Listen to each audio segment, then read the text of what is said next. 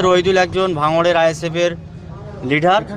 তিনি বরংবার আক্রান্ত হয়েছে, আগে তানাকে মিথ্যা কেসে বহুতবার দমানোর চেষ্টা করেছিল, কিন্তু তিনি তানার সিদ্ধারা খাড়া রেখে লড়াই জারি রেখেছিলেন।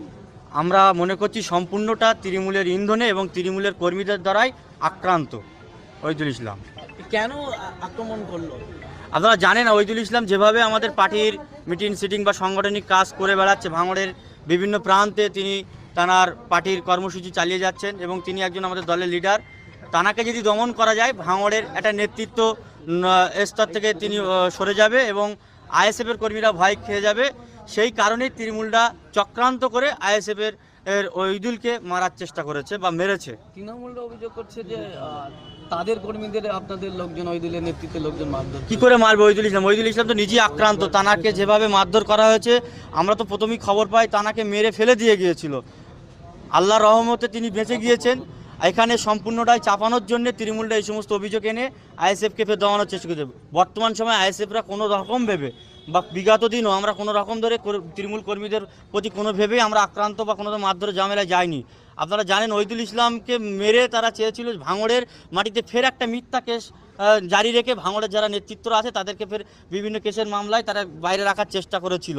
এইটাই তাদের চক্রান্ত। ফের ওনারা মিথ্যা অভিযোগ আনতে পারে, কিন্তু পুলিশ প্রশাসন আছে স্থানীয়, তারা তদন্ত করবে, তদন্ত করে বুঝতে পারবে কে বা কার ঘটনা ঘটিয়েছে। সোশ্যাল মিডিয়াতে ওইদুল ইসলাম শওকত মোল্লা প্রসঙ্গে একাধিক মন্তব্য করেছিলেন, তার পাল্টা তৃণমূলের একাধিক নেতাকর্মী বিভিন্ন রকম মন্তব্য করে যে মারধর দেখা হবে বা দেখা হবে। হ্যাঁ, আমি শুনেছি ওইদুল ইসলাম কিছু কথাবার্তা বলেছে। অবশ্যই যদি তানার কথাবার্তার দ্বারাই কোনো ব্যক্তি বা কোনো রাজনৈতিক নেতাকে যদি খারাপ লেগে থাকে, স্থানীয় পুলিশ প্রশাসন আছে, তানারা লিখিত তানাকে প্রশাসনকে জানাবে, প্রশাসন আইনত ব্যবস্থা ঝালবার নেবে। কিন্তু তার পরিপ্রেক্ষিতে ভাঙড়ের কয়েকজন তৃণমূল নেতার যে বক্তব্য আমরা শুনলাম, আমি সম্ভবত জাউলগাছি অঞ্চলের প্রধান, ওনার নাম হয়তো রফিক বলে হবে, আমার ঠিক ধারণা ঠিক জানতে পারছি না ঠিক, তিনি যেভাবে আক্রমণ করেছে যে ওইদুল ইসলাম যে কোনো মুহূর্তে তানাকে আমরা হসপিটাল সই করে, এমনকি জিরেঙ্গা আপনার নলমুড়ি হসপিটালের নাম উল্লেখ করেছে, বেলচাই করে ওনাকে নিয়ে যেতে হবে, এরকম কথাবার্তা বলেছে। আমরা মনে করছি ওইদুল ইসলামকে ঠিক এই রফিক সহ আরও যারা আছে তৃণমূলের যারা, তাদের এই ছক তারা সফল করার জন্য ওইদুলির প্রতি আক্রমণ নামিয়ে এনেছিল।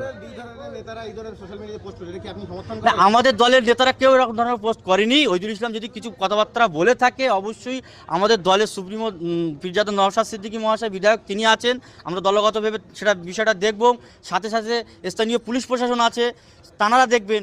আপনারা জানেন বিগত কয়েকদিন আগে নওশাদ সিদ্দিকী যখন লালবাজারে অ্যারেস্ট হয়েছিল, একজন মহিলা, আমাদের মহিলা কর্মী, তিনি একটা অবাঞ্ছিত বক্তব্য রেখেছিলেন, তার কারণে তার বাড়ি নোটিশ পাঠানো হয়েছিল। কয়েকবার পুলিশ তার বাড়িতে রাত্রেবেলা ঘেরাও করেছিল।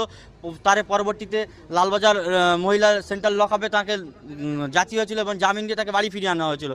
এনার ভাষার দ্বারা যদি তেমন কোনো কারোর ব্যক্তিগত আক্রমণ হয়ে থাকে, আইন আছে, প্রশাসন আছে, আমরা এই প্রশাসনের প্রতি কোনো রকম আস্থা ভরসা রাখতে পারছি না।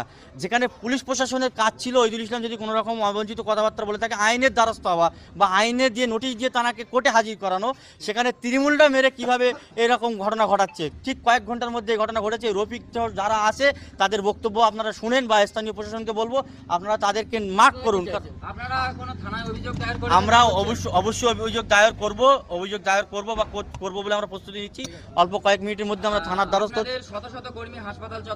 তার পক্ষে না, আমরা সমাজ ব্যবস্থা পরিবর্তনের জন্য এসেছি, রাজনীতি করতে এসেছি, এবং এই মারধর বোমগুলদিকে পরিবর্তনের রক্ত ঝরানোর জন্য আমরা আসিনি। আমরা অবশ্যই যে ঘটনাটা ঘটিয়েছে ন্যায় বিচারের দাবিতে আগামীতে দলগতভাবে আমরা সিদ্ধান্ত নেব। প্রয়োজনে ভাঙড়ের বিভিন্ন প্রান্তে আমরা রাস্তা অবরোধ করব, যদি পুলিশ প্রশাসন ঠিকভাবে যদি এই সমস্ত যারা দুষ্কৃতীরা এই ঘটনা